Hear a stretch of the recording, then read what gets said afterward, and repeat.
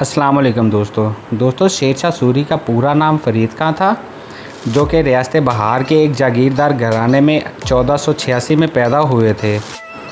उन्होंने जौनपुर में अपनी तालीम हासिल की। उसके बाद 21 साल तक अपने वालिद की जागीर का इंतज़ाम चलवाया। फिर बहार में एक मुलाजमत इख्तियार की और फिर बहार के गवर्नर बने।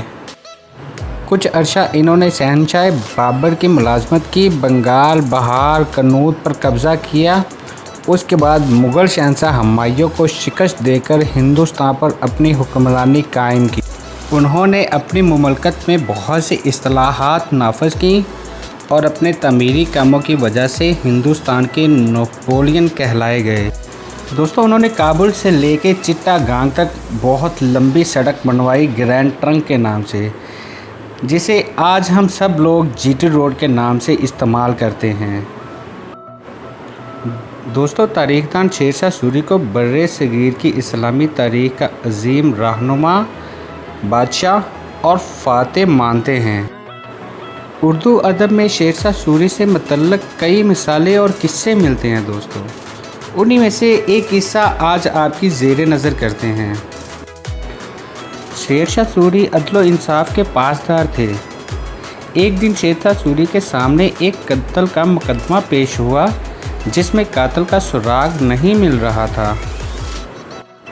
शेर शाह सूरी ने मुकदमे की समाअत की। उसने फिर अट्टावा के शक्कदार को हुक्म भेजा कि जिस इलाके में कत्ल हुआ है उसके आसपास वाक़े किसी दरख्त को 2 आदमी भेजकर कटवाए, और जो सरकारी आदमी कटते हुए दरख्त को देख के मौका पे पहुँचे, उस इंसान को फ़ौरन गिरफ़्तार करके मेरी खिदमत में पेश किया जाए।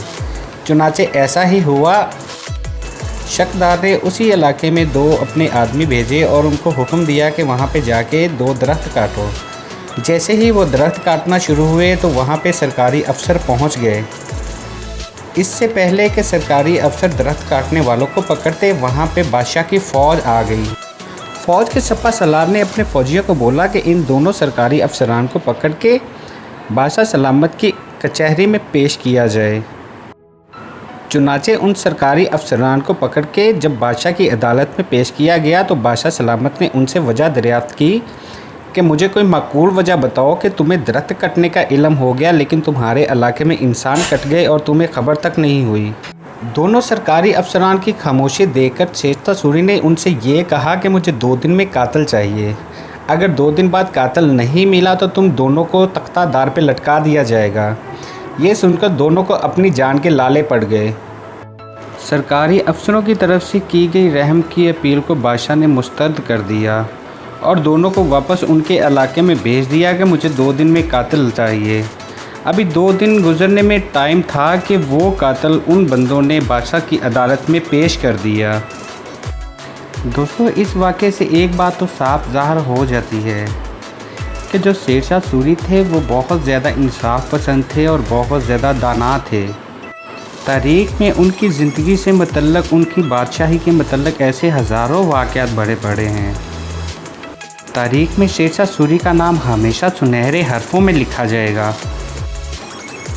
दोस्तों, इसी के साथ मुझे इजाज़त दें। मेरे चैनल को सब्सक्राइब करें, घंटी के बटन को दबाएं, लाइक करें, कमेंट करें और अपने दोस्तों के साथ शेयर लाजमी करें।